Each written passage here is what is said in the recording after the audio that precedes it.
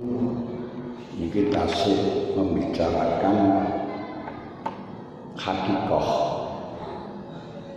mawal hakikoh wa ma'adrokamal hakikoh. Di dalam tatanan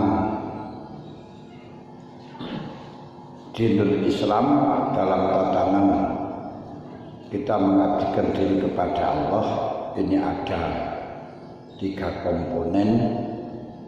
Pertama syariat, kedua tarekat, ketiga hakikat. Syariat niku diparataken padha karo kulit. Seperti klopo niku diarani kulit.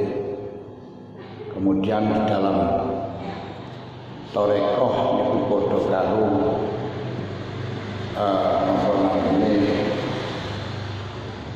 santen. Hakikat niku padha karo kani. Panjenengan padha karo minyak kelapa, kamil wonten terserah. Nah, kados dene kula lan panjenengan gak akan pernah sampai kepada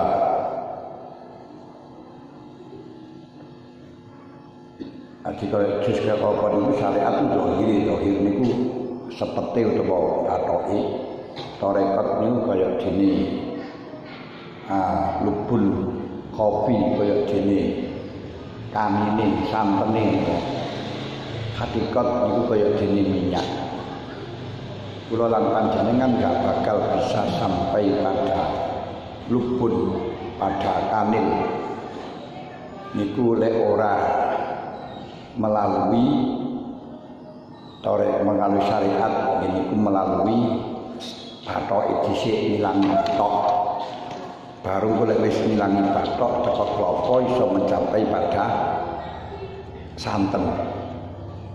Lah terus kula lan panjenengan ora bisa mencapai pada minyak lek ora sampai lek orang lewati santen. Orang lewati santen. Yang perlu kita ketahui, biasanya kalau kelopone niku sethithik mesti kamile sethithik.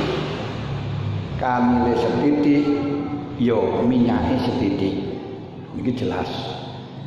Enggak iso ana kelopone sethithik kamine akeh, ganti santene akeh. Terus tawa santene sethithik minyaknya akeh, gak mungkin terjadi.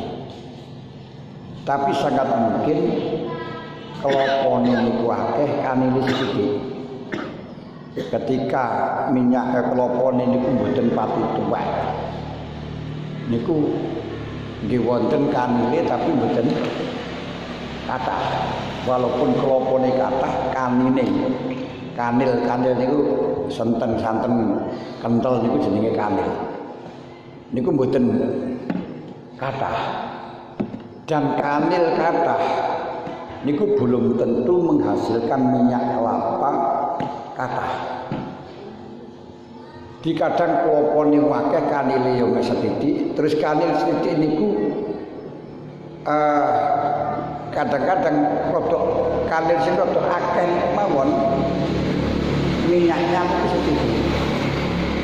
Minyak kelapa niku mangke nggih kanil niku panjenengan lerem dijaraken terus bareng ngoten mangke dikai selang diulini ngoten akhirnya mengeluarkan minyak kelapa.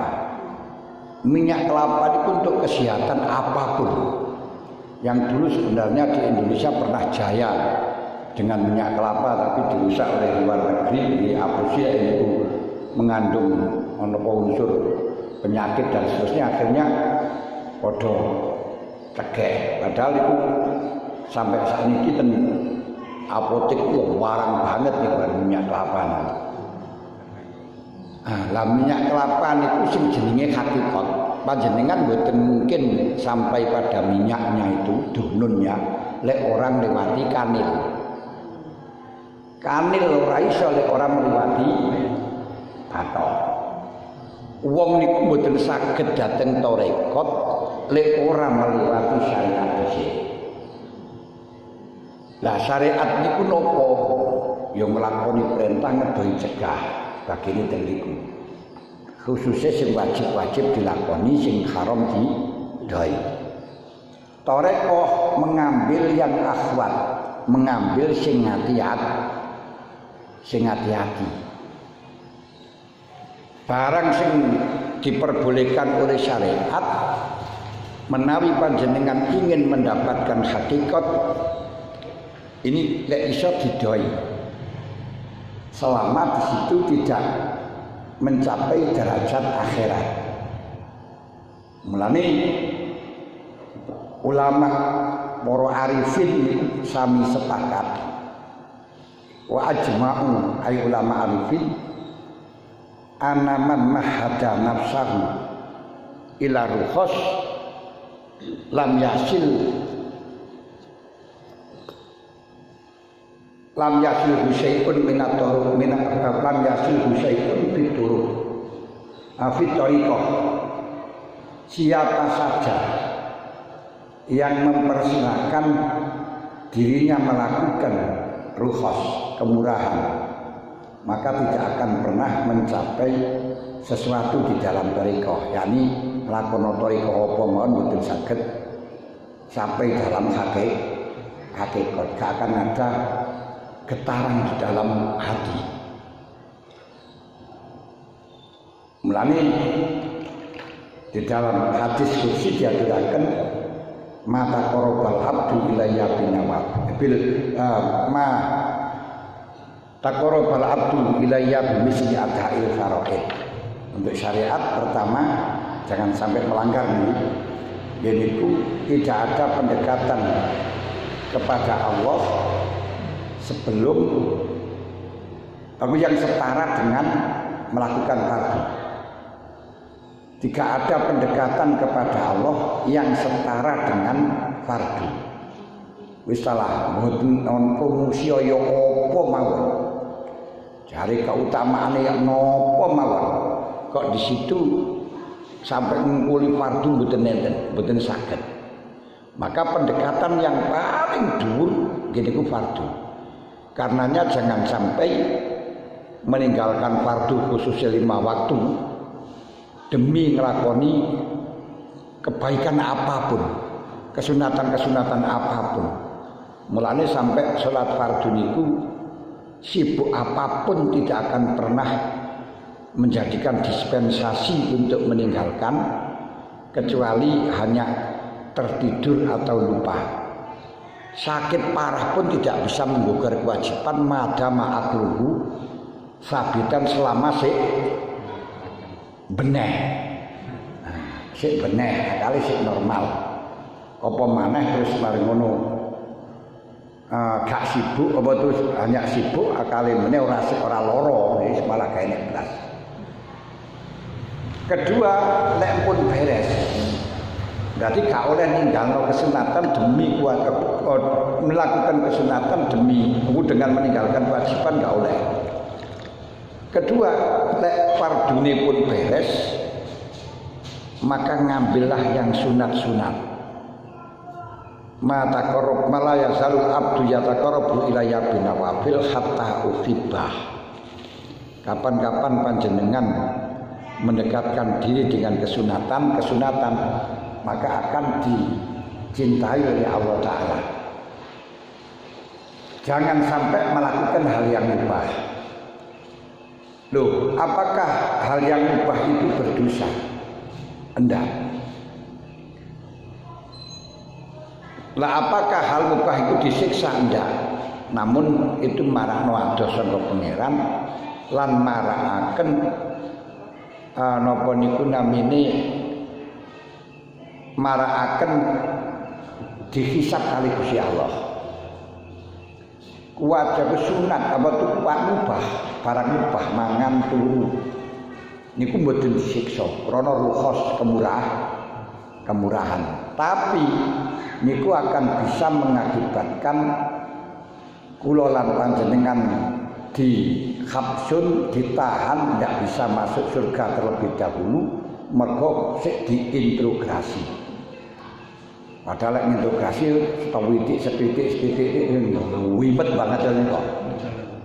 Terus ngintrogasi niku ten padang mahsyar di mana matahari berusak kilan.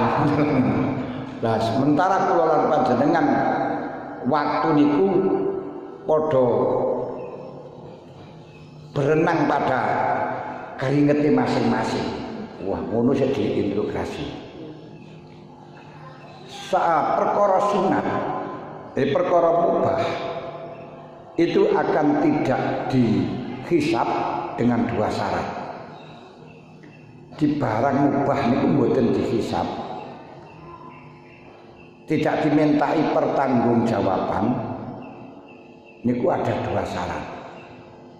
Satu, karena hajat, uzur. Memang kalau tidak menggunakan nggak bisa. Di samping uzur harus menggunakan secukupnya, tidak berlebihan, nggak fadhail. Nomor loro, penggunaannya itu diniati untuk takarub nang pangeran, misalnya kaya turu mengko ben kuat tahajudan, ben semangat lek salat, ben kuat lek ngaji.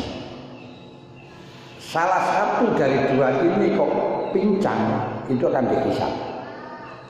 Ono uzur tapi tidak karena kebutuhan untuk taat. Untuk kebutuhan taat tapi berlebihan. Wong turu kairullah kae untuk ben kuat tahajud mestine setengah jam cukup, 3 jam, 3 jam. Nah niku berarti bukan kairullah niku tapi mbuh niku napa namanya.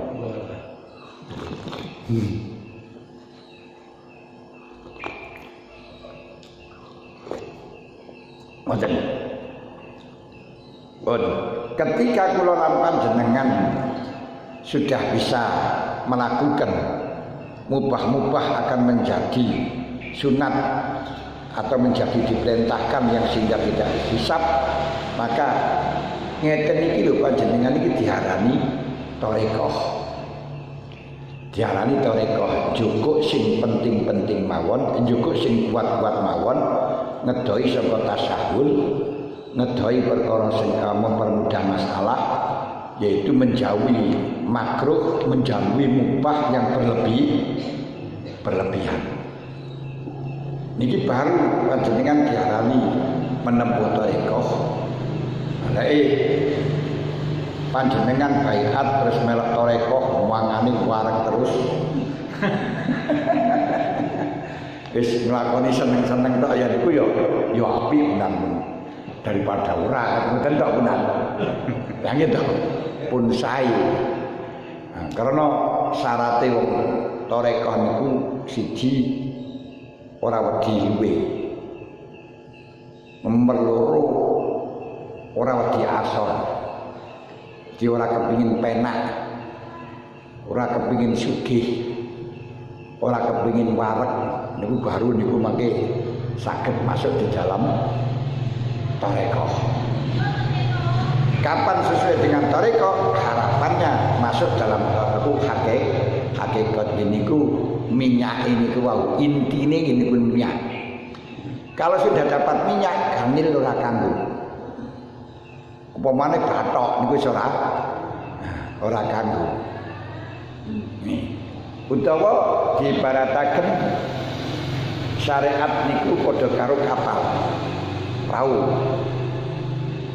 Kita nggak akan pernah selamat menempuh perjalanan di laut tanpa menggunakan syariat, tanpa menggunakan perahu.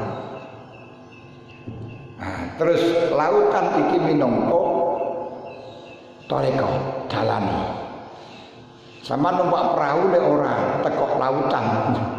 Ora nyeplung laut yo ora iso teko nggen. Mergo perahu iku ora iso mlaku lek ora nang banyu. Kalau nanti dalam laut akan bisa silem mengambil intan. Intine geroleh inten. Lek wis oleh inten kapal ora ganggu, lautan juga ora ganggu. Lah hakikat iki ngoten. Nah, ketika kita sudah mencapai pada hakikat, maka syariat sudah tidak ada gunanya.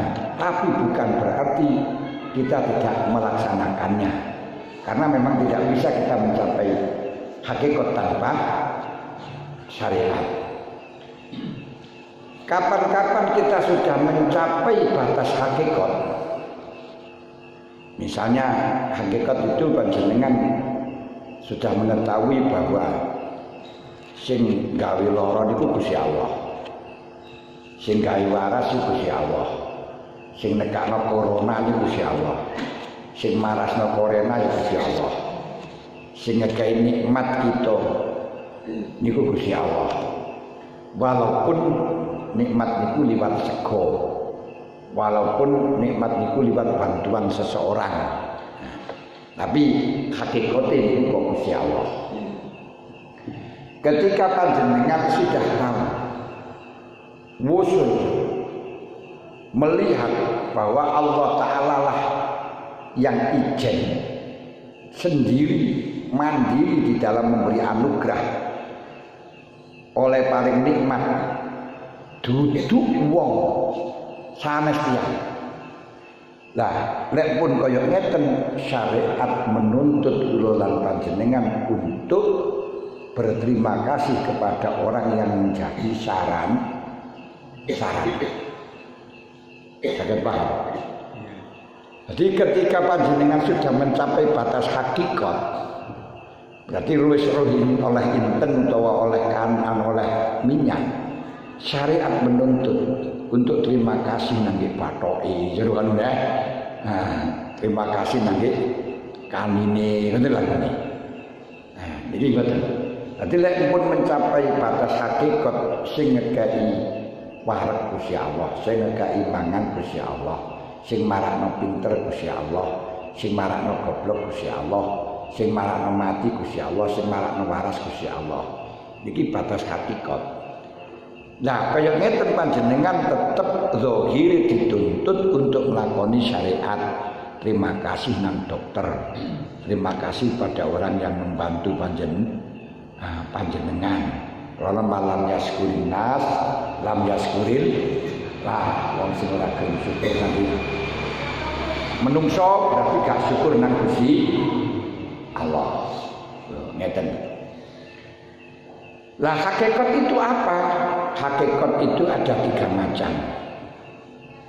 Sing paling dhuwur, paling akhlak, paling tinggi geniku riqatul hijab bainahu wa baina ma amana bihi min zatillah wa sifati wa jalali wa jamali. Arti hilangnya hijab, tipisnya hijab di antara hamba dan perkara yang diimani.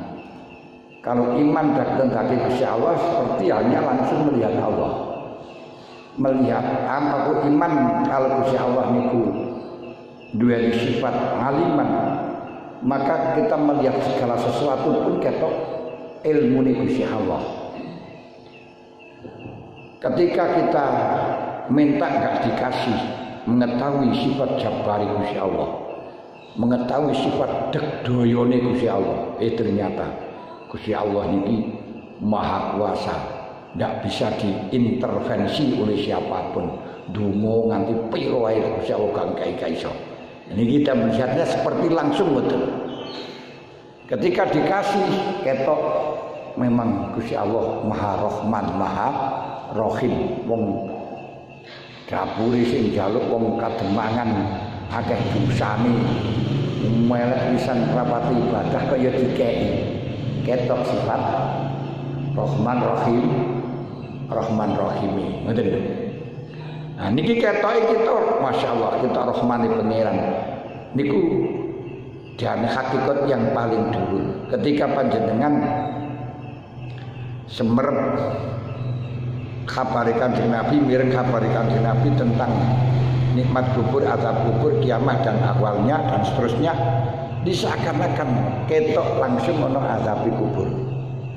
Seperti halnya Syekh Abdullah bin Alwi Al-Haddad niku diarani al-haddad tukang besi dikarenakan ketika beliau menceritakan neraka ingin neraka astone dilebokaken dhateng tempat kubu-kubupane pandi yang jeneng bakar besi mau panas niku boten kraos sampai santri ini niku jerit-jerit kabeh wong astone dilebokaken boten napa-napa.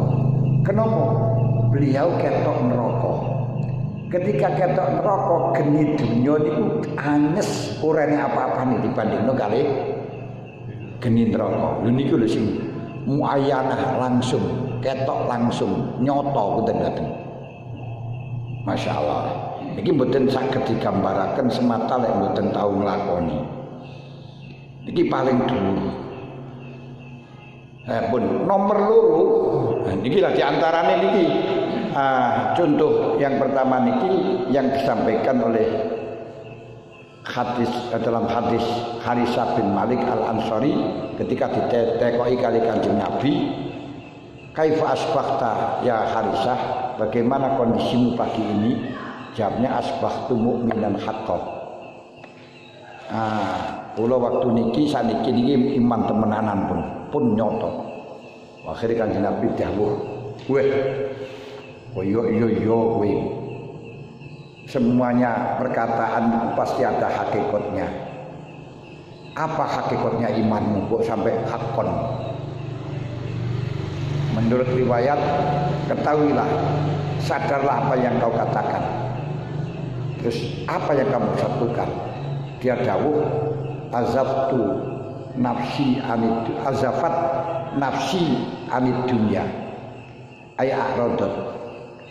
Nafsu kula niku pun mboten wonten dunya, pun mengo kan dunya kabeh niku pun mboten reket, sehingga pastawa indi hajaruha wa dhahabuha.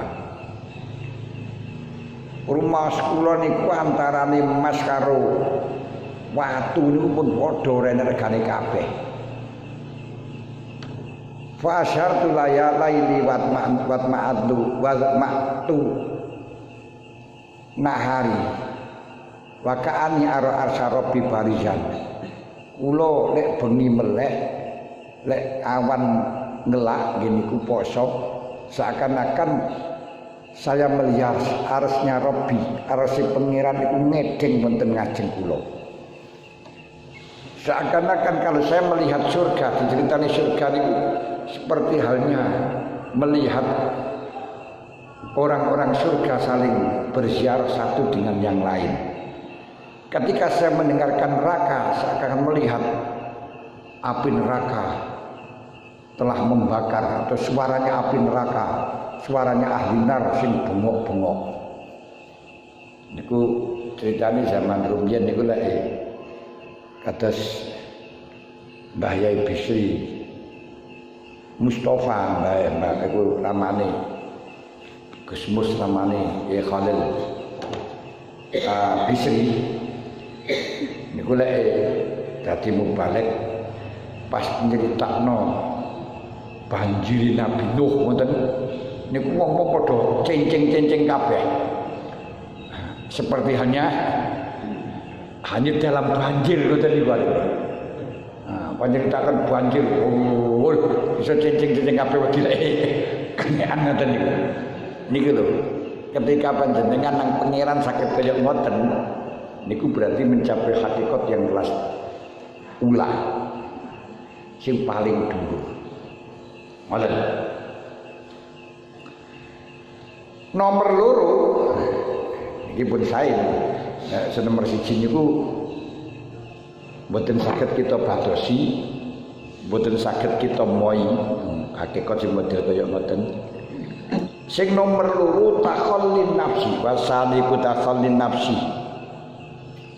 Sepine nafsu an radhail akhlaqi saking asor-asore akhlak wa takhalliha lan maes-maesine nafsi bisifati kelan pira-pira sifat al-mardiyati kang den ridhoni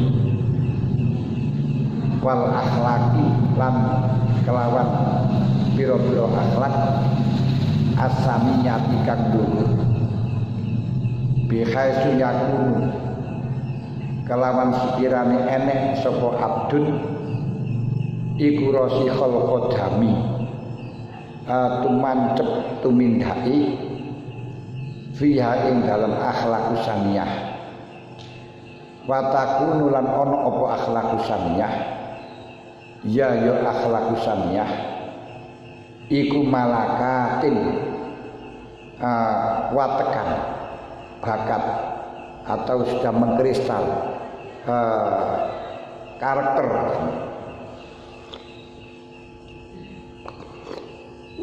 dadi karakter lau kedue abdun di sing nomor loro tiyake iku sampun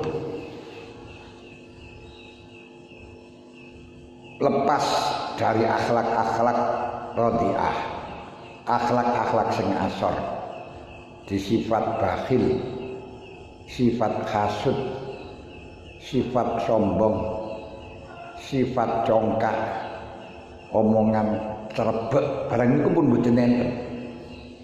Sing enek namung sifat apik mawon dengan ukuran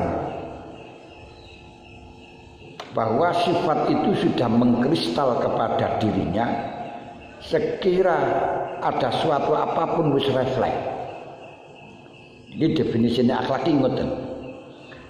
Jadi al-akhlak hayatun rasikhatun tasdur minal af'al bisuhulatin wa yusrin bila raibin wala fikrin.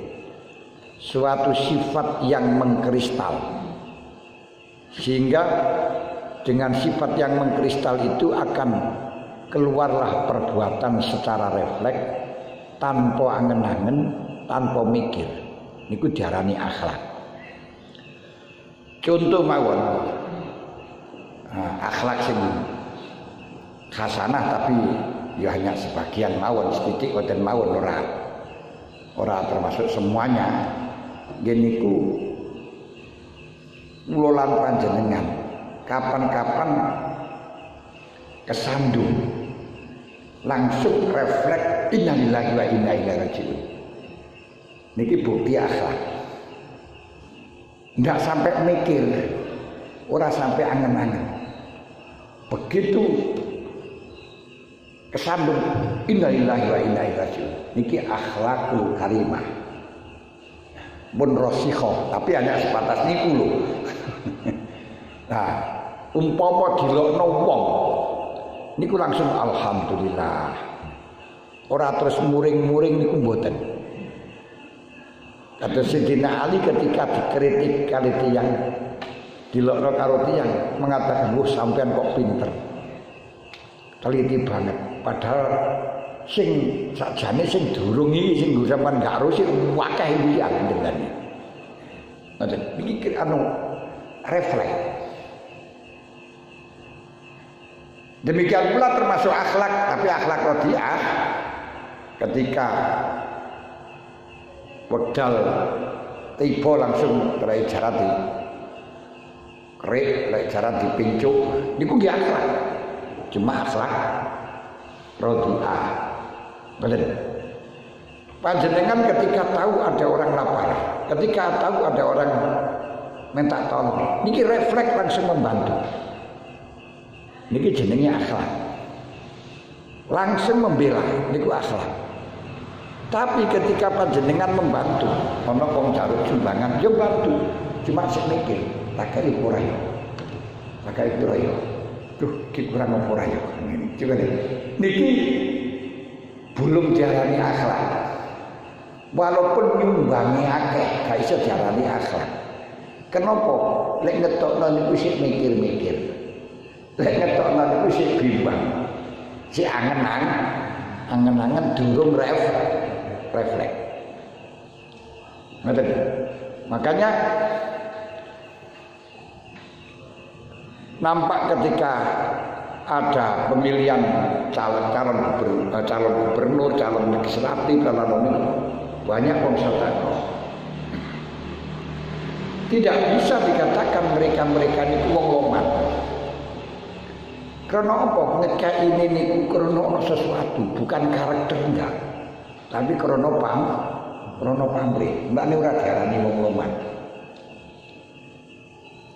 Lah, wong sing akhlaki loman itu ketika wonten tarian, wonten sumbangan, wonten apa refleks iki tanpa mikir. Tanpa ngenani. Iku sing diarani akhlak. Oleh karenanya orang yang loman belum tentu mengasihi.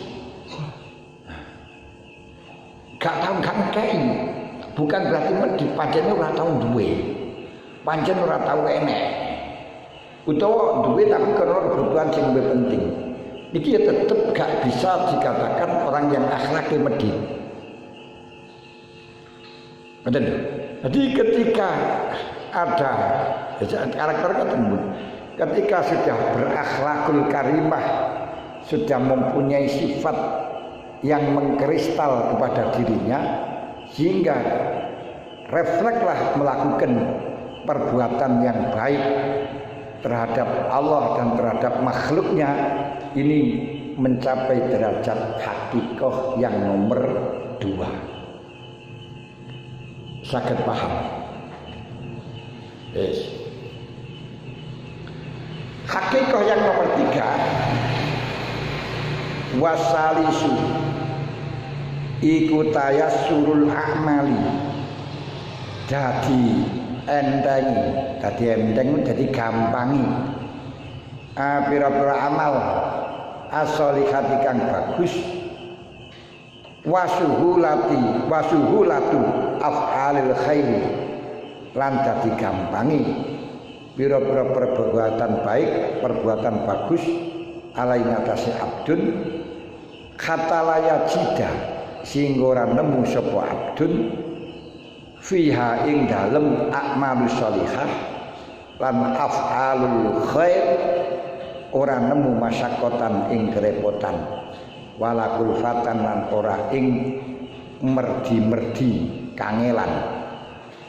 Balau aroda balik lamun ngarepaken sapa si abdun ayat rukaha ing yen to tinggal sapa abdun ing a'malus sholihah lam tutawihu, mongko ora gelem taat ing abdun apa nafsune abdun ala zalika ing atase mengkono ayat rukaha. Sumalahu insirahu sadri, sumalahu mongko kari-kari tetep kedue abdun apa insirahu sadri utawa insirahu sadri utawi jembari ati lil islami maring Islam, wat ma'annat lan dadi anteng apa nafsune abdun kullatu makninati kelawan sekabehane anteng lil budi maring ngedoi